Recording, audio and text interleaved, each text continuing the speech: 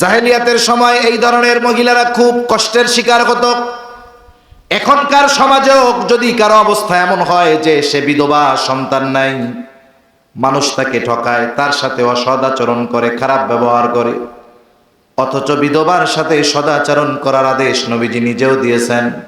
নবীজি সাল্লাল্লাহু আলাইহি ওয়াসাল্লাম বিধবার সেবা করা, মিসকিনদের সেবা করা জিহাদ করার সমতুল্য বলে নবীজি অভিহিত করেছেন। নবীজি বলেন, আসসাই আলাল আরমালাতি ওয়াল মাসাকিন কাল মুজাহিদি ফি সাবিলিল্লাহ। বলে কেউ যদি বিধবার সেবা করে, মিসকিন অসহায়দেরকে সাহায্য করে, বিধবাকে সাহায্য করে, সে কেমন যেন আল্লাহর রাস্তায় জিহাদ করে থাকে। তাহলে নারী যেই পরিচয় সমাজে থাকুক না কেন, ইসলাম তাকে সম্মান, মর্যাদা, সম্পদের অধিকার দিয়েছে, ঠিক কিনা বলে? এবার আসুন, সম্পদের ব্যাপারে কি অধিকার দিছে তারে? জাহেলিয়াতের সময় পিতার সম্পদের মধ্যে কন্যার কোনো হক ছিল না। যেখানে বেঁচেই থাকতে পারতো না, সেখানে কন্যা সম্পদ পাবে, এটা তো আকাশ কুসুম কল্পনার মতো। কিন্তু আল্লাহ তাআলা পিতার সম্পদে কন্যার হক দিয়েছে। যদিও ইসলাম বিদ্বেষীরা এটাকে প্রশ্ন করে বলে যে দিছে তো, পোলার চাইতে অর্ধেক দিছে, পোলারে তো মাইয়ার দ্বিগুণ দিছে। কিন্তু বাস্তবতা যদি খেয়াল করা হয়, পরিমাণ যদিও কম দেখা যায়, কিন্তু নারীকে কম দেওয়া হয় নাই, বরং হিসাব করলে নারীকে আল্লাহ জিতিয়ে দিয়েছে। একটা কন্যা সন্তান যখন দুনিয়ায় আসে, পিতা তার সব খরচ বহন করবে বলে বিবাহ পর্যন্ত। ছেলের ক্ষেত্রে কিন্তু একটা ছেলের ক্ষেত্রে পিতা খরচ করতে বাধ্য, ছেলের বিবাহ পর্যন্ত নয়, বলে ছেলে বালেগ হওয়ার আগ পর্যন্ত। একটা ছেলে যখন বালেগ হয়ে যায়, বালেগ হওয়ার পর পিতা যদি ইচ্ছা করে ওই সন্তানের খরচ দিতেও পারে, নাও পারে, এটা পিতার ইচ্ছা। কিন্তু বলেন তো, কোনো মেয়ে যদি বালেগ হয়ে যাওয়ার পরে, বালেগা হয়ে যাওয়ার পরে তার বিবাহ না হয়, বলেন তো পিতার এই কথা বলার অধিকার আছে নাকি? তোমার তো বয়স অনেক হয়ে গেছে, বিবাহ হয় না কেন? এখন তোমারে আর আমি খরচ দিতে পারবো না, তুমি আমারে ইনকাম করে খাওয়াও। এই কথা মেয়েকে বলার অধিকার পিতার আছে নাকি? মেয়ের বিবাহ যদি 20-25 বছরে নাও হয়, ওই পর্যন্ত খরচ দিতে পিতা বাধ্য। কিন্তু ছেলের ক্ষেত্রে বাধ্য কতদিন? বলে ছেলে নাবালক থাকবে যতদিন, ছেলে যখন বালেগ হয়ে যাবে, এই ছেলের খরচ দিতে পিতা বাধ্য নয়। যদি দেয়, এটা পিতার সন্তানের প্রতি আলাদা ইহসান। এরপরে যখন বিবাহের সময় হয়, পিতা মেয়ের বিবাহ দেওয়ার জন্য পেরেশান। কিন্তু আল্লাহ তাআলা কোরআনুল কারীমের মধ্যে শুধু মেয়ের বিবাহ দেওয়ার কথা বলেন নাই, ছেলের বিবাহ দেওয়ার দায়িত্ব অভিভাবককে দিয়েছে। আল্লাহ তাআলা কোরআনুল কারীমের মধ্যে 18 পারা সূরা নূরের মধ্যে আল্লাহ তাআলা বলেন, ওয়ানকিহুল আয়ামা মিনকুম ওয়াস-সালিহিনা মিন ইবাদিকুম ওয়া ইমাইকুম ইয়াকুনু ফুকারা ইউগনিহিমুল্লাহ। আল্লাহ তাআলা বলেন, তোমাদের অধীনস্থ যারা বিবাহ উপযুক্ত আছে, হোক তারা দাস দাসী, এক কথায় বিবাহ উপযুক্ত তোমাদের অধীনস্থ যারা আছে, তাদেরকে তোমরা বিবাহ দিয়ে দাও। তার মানে মেয়ে যদি বিবাহ উপযুক্ত হয়, মেয়েকে বিবাহ দেওয়ার নির্দেশ যেমন অভিভাবকের, অনুরূপভাবে ছেলেও যদি বিবাহ উপযুক্ত হয়, ছেলের বিবাহ দেওয়ার দায়িত্ব কিন্তু অভিভাবকের। কিন্তু আমাদের সমাজে কি হয়, মেয়ের বিবাহের সব ব্যবস্থাপনা বাবা করে, আর ছেলে যদি বিয়ে করতে চায়, বিবাহ উপযুক্ত হওয়ার পরে যদি বিবাহ করতেও চায়, তার কি কয়, আগে নিজের পায়ে খাড়া, বেটা ইনকাম নেই, বিয়ে করার লেগে লাভ হয়। অনেক পিতা তো এমন করে, যখন কন্যা সন্তান দুনিয়ায় আসে, ওই কন্যা সন্তানের লেগে 10টা বড় বড় গাছ লাগায় রাখে, কাঠের গাছ। চিন্তা করে এই গাছ 15 বছর পরে 10 টাকার গাছ একটা 1 লক্ষ টাকা হবে। এখন এই 10 গাছ বিবাহের সময় 10 লাখ টাকা দাম হয়েছে। মেয়েরে বলে, মা চিন্তা করো না, তোমার কোনো চিন্তার কারণ নাই, তোমার বাবার নগদ টাকা নাই, তাতে কি, তোমার নামে 10টা গাছ লাগায় রাখছিলাম, এই গাছ বেচা 10 লাখ হয়েছে, একেবারে তোমারে সাজায়া গুছায়া তোমার শ্বশুর বাড়ি তোমারে পাঠাবো, চিন্তার কারণ নেই। কেন এই চিন্তা করা কি ছিল না? ছেলেরও তো বিবাহের বয়স হইলে বিবাহ দিতে হবে, ছেলের জন্য 10টা গাছ লাগাই, বিবাহ উপযুক্ত হলে তখন এই 10 গাছের টাকা হাতে দিয়া বলবো, শোনো তুমি বিবাহ উপযুক্ত হয়েছ, বিবাহ দেওয়ার দায়িত্ব আমার। এখন যদি তোমাকে বিবাহ না দেই আর এই কারণে তুমি যদি কোনো পাপাচারে লিপ্ত হও, তোমার ওই পাপের সমপরিমাণ পাপ আমার আমলনামায় যোগ হবে। এটা আমি চাই না। এই যে 10 লাখ দিলাম, ব্যবসা বাণিজ্য করো আর বিবাহ করো, সংসার করো, গোনার থেকে বাঁচো। কিন্তু এই ধরনের কথা আমাদের দেশে 1 লাখে একজন বাপ বলার সাহস করে না, ঠিক কিনা বলেন? বিবাহের বয়স হয়ে গেছে, বাবা অভাবী না, বাবারও সম্পদ আছে, এরপরেও ছেলে যদি বিবাহ করতে চায় প্রথমে বলে বেকার খাওয়া বাকি, আগে নিজের পায়ে দাঁড়াও। এইবার সে কোনো মতে ব্যবসা বাণিজ্য বা চাকরি বাকরি ধরছে, এইবার বিয়েটা দিয়ে দেন। তোমারে 25 বছর খাওয়াইলাম, আমাকে 5 বছর না খাওয়াই এই বউরে খাওয়াবা? আগে আমাকে 5 বছর খাওয়াও। এখন কি হলো? এই যে বিলম্ব করতে থাকলেন, এই সময় সে যদি কোনো পাপাচারে লিপ্ত হয়, বাপ যদি তাহাজ্জুদ গুজারিও হয়, মসজিদে সেজদারত অবস্থায় থাকে, আর ওই সন্তান যদি কোনো পাপ করে, ওই সেজদায় থাকা অবস্থায় সন্তানের সমপরিমাণ পাপ তার বাবার আমলনামায় যোগ হয়ে যাবে, ঠিক কিনা বলুন? এজন্য যদি হিসাব করা হয়, এই জায়গায়ও ছেলেরে ঠকানো হয়েছে। এখানে ছেলেকে কি করা হইল? ঠকানো হইল। এরপরে মেয়েটার বিবাহ দেওয়া হবে। বলে বিবাহ যিনি করবেন অবশ্যই তাকে দেনমোহর দিতে হবে। এই দেনমোহরের হক কন্যার। অনেক বাবা আছে মোটা অঙ্কের দেনমোহর ধরে, সেটা আবার নিজের কাছে রেখে দেয়, এই অধিকার নাই। বলে দেনমোহরের টাকার মালিক হলো ওই কন্যা। আবার অনেক জায়গায় আছে, অনেকে চিন্তা করে দেনমোহর 10 লাখ দিলাম, অসুবিধা কি, 15 লাখ আমি যৌতুক উঠায় নিব। আছে না নাই? মোটরসাইকেল দেওয়া লাগবো, ঘর সাজায় দেওয়া লাগবো। এই যে যৌতুক, এর চাইতে গু খাওয়া ভালো। যৌতুক ভালো না পায়খানা ভালো? জোরে বলেন।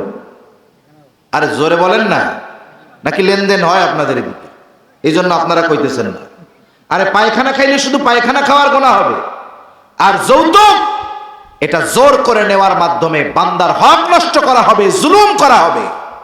এজন্য শুয়ারের গোশত ভালো যৌতুকের চাইতে। আল্লাহ এই যৌতুক নামক অভিশাপ থেকে আমাদের হেফাজত করুক বলি আমি। এই চিন্তা রাখা যাবে না। তাহলে মেয়ে বিবাহের সময় স্বামীর কাছ থেকে পাবে দেনমোহর, সাথে সাথে ওই স্বামী তার জীবনে যত মৌলিক প্রয়োজন আছে সব খরচ বহনের দায়িত্ব যাবে স্বামীর কাঁধে। এরপরে আল্লাহ তাআলা তারে সন্তান দিল। স্বামী মারা গেছে, বলে এখন সন্তান আছে। আল্লাহ তাআলা স্পেশাল ভাবে আয়াত নাজিল করে দিয়েছেন, সন্তানেরা মায়ের সব খরচ বহন করবে। এখন আসেন, যখন নারীর পরিচয় কন্যা, তখন তার সব খরচ বহন করবে তার বাবা। যখন নারীর পরিচয় স্ত্রী, বলে সব খরচ বহন করবে তার স্বামী। যখন নারীর পরিচয় মা, স্বামীও নাই, বলে সব খরচ বহন করবে তার সন্তান। গোটা হায়াতে ইসলাম নারীর উপরে কোনো জায়গায় খরচ করা বাধ্যতামূলক করে নাই। পিতা সন্তানের জন্য খরচ করবে, পিতা খরচ করতে বাধ্য, কিন্তু মা খরচ করতে বাধ্য এরকম কোনো খাত নাই। এজন্য গোটা হায়াতে বলেন নারীর জন্য কোনো খরচ করা বাধ্যতামূলক ইসলাম এমন কোনো খাত আছে কি যেখানে বাধ্য করছে নারীকে খরচ করতে? না। কিন্তু পুরুষের পরিচয় দেখেন, পুরুষ প্রথম থাকে কারো সন্তান, যখন সে প্রাপ্তবয়স্ক হয় তার খরচ শুরু হয় তার পিতা মাতা, যদি ছোট ভাই বোন থাকে তাদের পেছনে খরচ, মা বাবা অসুস্থ হলে খরচ, তারপরে সে বিবাহ করবে এটাও তার খরচ, আল্লাহ সন্তান দিছে বলে এখানেও তার খরচ। তার মানে গোটা হায়াতে যতদিন পুরুষ বেঁচে থাকে পুরুষের খরচের কোনো শেষ নাই, আর নারীর খরচের কোনো খাত নাই। অথচ দেখুন আল্লাহ তাআলা পিতার সম্পদের মধ্যে নারীর হক রাখছে, আছে না? স্বামীর সম্পদে নারীর একটা অংশ আছে না নাই? যদি অনাকাঙ্ক্ষিতভাবে এমন ঘটনা ঘটে যে সন্তান মারা গেছে মায়ের সামনে, এই সন্তানের সম্পদেরও একটা অংশ মায়ের জন্য আছে না নাই? তাহলে গোটা হায়াতে নারীর কোনো খরচ নাই, কিন্তু আল্লাহ তাআলা নারীর জন্য সম্পদের অংশ রাখছেন। এখন যদিও দেখা যায় পুরুষের দ্বিগুণ, নারীর দ্বিগুণ আর পুরুষের অর্ধেক নারীর খরচ নারীর জন্য দেওয়া হয়েছে। কিন্তু যদি এমনটা হয়, যদি খরচ নারীর ক্ষেত্রে যদি সমান সমান হইতো, যে একই জায়গায় নারীও খরচ করবে পুরুষও খরচ করবে, এমনটা কখনো হয় না। শহরের মধ্যে অনেক জায়গায় নারীরা চাকরি বাকরি করে, একই বাসায় স্বামী স্ত্রী দুইজনেই চাকরি করে। এখন সন্তান লালন পালনের জন্য আলাদা খরচ আছে। এখন স্বামী যদি বলে তুমি তো সন্তান লালন পালন করো না, তাইলে এই যে এক্সট্রা সন্তান লালন পালনের খরচটা তোমার বেতনের টাকা থেকে দিয়ে দাও। কোনো নারী তার নিজের বেতনের টাকা থেকে সংসারে খরচ করতে চায় না, সব খরচ পুরুষ করবে। আবার যদি খরচ করতে বলে, তখন নারী কি বলে, এটা আমি কষ্ট করে উপার্জন করেছি, এটা আমার, আমি কাউরে মন চাইলে দিব নাইলে দিব না। কেন? আপনি সমান অধিকারের কথা বলেন না, তাহলে দেন মোহর বাদ দেন, সংসারের খরচ সমান সমান করেন, কথার কথা। এক্ষেত্রে রাজি হবেন না। এজন্য যদি বাস্তবিক অর্থে যুক্তির আলোকে এই কথাগুলো উপস্থাপন করা হয়, আর যদি সম্পদের বন্টন সমান সমান করা হয়, কথার কথা, আল্লাহ যেটার ফয়সালা দিয়েছেন ওটার উপরে নড়াচড়া করার ক্ষমতা কারো নাই, যদি করাই হয় তাহলে দেখবেন নারী এইখানে ঠকে যাবে, ঠিক কিনা বলেন? কিন্তু ইসলাম মূলত নারীকে জিতিয়ে দিয়েছে। এরা আসলে বুঝে না, অনুধাবন করে না যে ইসলাম মূলত নারীকে ঠকায় নাই। আর এই নারীবাদীগুলো বলতেছে যে ইসলামী আইন নাকি নারীদেরকে ঠকিয়েছে, ইসলামী আইনের মধ্যে নাকি বৈষম্য রয়েছে, এই জন্য এই আইনগুলো পরিবর্তন করে সমান অধিকার প্রতি। আলা আলি মুহাম্মাদিন কামা সাল্লাইতা আলা ইব্রাহিম ওয়া আলা আলি ইব্রাহিম ইন্নাকা হামিদুম মাজিদ। আল্লাহুম্মা বারিক আলা মুহাম্মাদিন ওয়া আলা আলি মুহাম্মাদ কামা বারাকতা আলা ইব্রাহিম ওয়া আলা আলি ইব্রাহিম ইন্নাকা হামিদুম মাজিদ। আলহামদুলিল্লাহি রাব্বিল আলামিন ওয়াল আকিবাতু লিল মুত্তাকিন ওয়াসসালাতু ওয়াসসালামু আলা খায়রি খালকিহি মুহাম্মাদিন ওয়া আলা আলিহি ওয়া আসহাবিহি আজমাইন। ربنا ظلمنا أنفسنا وإن لم تغفر لنا وترحمنا لنكونن من الخاسرين. ربنا آتنا في الدنيا حسنة وفي الآخرة حسنة وقنا عذاب النار. ربنا لا تزغ قلوبنا بعد إذا هديتنا وهب لنا من لدنك رحمة إنك أنت الوهاب. وأفوض أمري إلى الله إن الله بصير بالعباد. حسبنا الله ونعم الوكيل نعم المولى ونعم المصير. اللهم حاسبنا حسابا يسيرا اللهم حاسبنا حسابا يسيرا.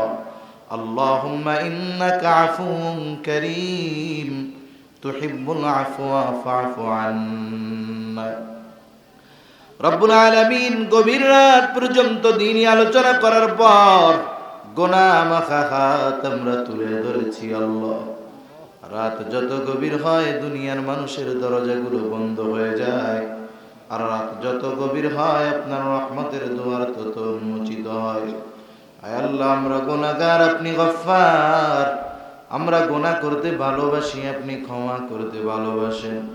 আপনি আপনার গফুর গফফার রহিম রহমান নামের উসিলায় যে যেখান থেকে হাত উঁচু করেছে আল্লাহ, আমাদের বিগত জীবনের সব ধরনের গুনাহগুলো মাফ করে দেন। আমাদের আত্মীয় স্বজন যে যেখানে আছে মাফ করে দেন। যারা দুনিয়া ছেড়ে চলে গেছে মাফ করে কবরগুলো জান্নাতের টুকরো বানায় দেন। আশেপাশে যত কবরস্থান আছে, যত মুমিন মুমিনাত শহীদ আছে আল্লাহ, সকলের কবরগুলো আপনি জান্নাতের টুকরো বানায় দেন রব্বুল আলামিন। তামাম দুনিয়ার মুসলমানদের জান মাল আপনি হেফাজত করেন। ফিলিস্তিনের গাজ্জার মুসলমানদের হেফাজত করেন আল্লাহ। ভারতের মুসলমানদের হেফাজত করেন। আয় আল্লাহ, জালেমদেরকে হেদায়েত দিয়ে দেন। হেদায়েত যদি না থাকে তাদের ব্যাপারে আপনি আসমানি ফয়সালা নেন। আয় আল্লাহ, তামাম দুনিয়ার মুসলমানদের এক হওয়ার তৌফিক দিয়ে দেন। আল্লাহ, আমাদের একে অপরের প্রতি হৃদ্রতা ভালোবাসা বাড়ায় দেন। লোভ হিংসা অহংকার মুক্ত হৃদয় আল্লাহ দান করেন। খাস করে আল্লাহ যেই মাদ্রাসার উদ্যোগে মাহফিল মাদ্রাসা খানা কবুলের মঞ্জুর করে নেন, পরিচালনার দায়িত্বে যারা আছে কবুল করে নেন, ওস্তাদ ছাত্রদের কবুল করে নেন। খাস করে এই মাদ্রাসার মোহাব্বতে আয় আল্লাহ টাকা দিয়া, ধান দিয়া, আলু দিয়া, আয় আল্লাহ যে যেভাবে সহযোগিতা করেছে আল্লাহ সকলের সকল প্রকার সাহায্য সহযোগিতা কবুল আর মঞ্জুর করে নেন। রব্বুল আলামিন সকলের মনের নেক চাওয়া, নেক আশাগুলা কবুল করে নেন। মাদ্রাসার যত প্রয়োজনীয়তা আছে গায়বী খাজানা থেকে আল্লাহ আপনি ব্যবস্থা করে দেন। রব্বুল আলামিন এই মাদ্রাসা সহ তামাম দুনিয়ার সকল দ্বীনি মাদারিসগুলা ষড়যন্ত্র চক্রান্ত থেকে আপনি হেফাজত করেন। রব্বুল আলামিন অভাবীর অভাব দূর করে দেন, ঋণগ্রস্তের ঋণ পরিশোধের তৌফিক দিয়ে দেন, হারাম হালাল বেঁচে চলার তৌফিক দেন, হালাল রুজি অন্বেষণের তৌফিক আপনি দান করেন। রব্বুল আলামিন যাদের আবাদ আছে জমিতে আল্লাহ এর ভিতরে আপনি বরকত দান করেন। আসমানি জমিনি বালা মুসিবত থেকে সকল ফসলগুলো হেফাজত করেন। সকলের আয়ের ভিতরে বরকত দিয়ে দেন। রব্বুল আলামিন রিজিক সংকীর্ণতা দিয়ে আপনি আমাদের পরীক্ষা নিয়েন না। রব্বুল আলামিন আমাদের সকলকে বারবার মক্কা মদিনা জিয়ারতের তৌফিক দেন। আমাদের দেশের উপরে খাস রহমত নাজিল করেন। আসমানি জমিনি সকল প্রকার বালা মুসিবত থেকে হেফাজত করেন। রব্বুল আলামিন আমরা যারা হাত উঁচু করেছি আমাদের মধ্যে হয়তো অনেকের মা নাই, অনেকের বাবা নাই, অনেকে হয়তো নিজের হাতে মোহাব্বতের মা বাবাকে কবরে শুয়ায় রাখছে। আল্লাহ, দুনিয়ার অপর প্রান্তে আমেরিকার খবর মুহূর্তের ভিতরে পাওয়া যায়, দেখা যায়। 3 হাত মাটির নিচে মোহাব্বতের মা বাবার কবরের খবর জানা যায় না, দেখা যায় না। আল্লাহ, গুনার কারণে যদি কারো মা বাবার কবরে আযাব হয়, আমাদের মধ্যে যাকে পছন্দ, যার আমল পছন্দ, তার আমলের ওসিলায় ওই মা বাবার কবরের আযাব আল্লাহ আপনি মাফ করে দেন। কবরগুলো জান্নাতের টুকরো বানায় দেন। কিয়ামতের দিন হিসাব সহজ করে জান্নাতের ব্যবস্থা করে দিয়ে যাদের মা বাবা বেঁচে আছে সুস্থ দীর্ঘ নেক হায়াত আল্লাহ আপনি দান করেন। রব্বুল আলামিন আমাদের স্ত্রী সন্তান আমাদের জন্য চক্ষু শীতলকারী হিসাবে কবুল করে নেন। যাদের সন্তান অবাধ্য আছে সন্তানগুলোকে বাধ্য করে দেন। আয় আল্লাহ, মা বোনদের কবুল করে নেন, পর্দানিশীন বানায় দেন। 5 ওয়াক্ত নামাজ যথাযথভাবে আদায় করার তৌফিক দিয়ে দেন। আয় আল্লাহ, নারী অধিকারের নামে, সংস্কারের নামে আয় আল্লাহ যারা ইসলাম বিদ্বেষী কর্মকাণ্ডে লিপ্ত, ইসলামের বিরুদ্ধাচরণ করে আল্লাহ এদেরকে আপনি হেদায়েত দিয়ে দেন। হেদায়েত যদি না থাকে তাদের কর্ম অনুযায়ী শাস্তি আপনি দিয়ে দেন।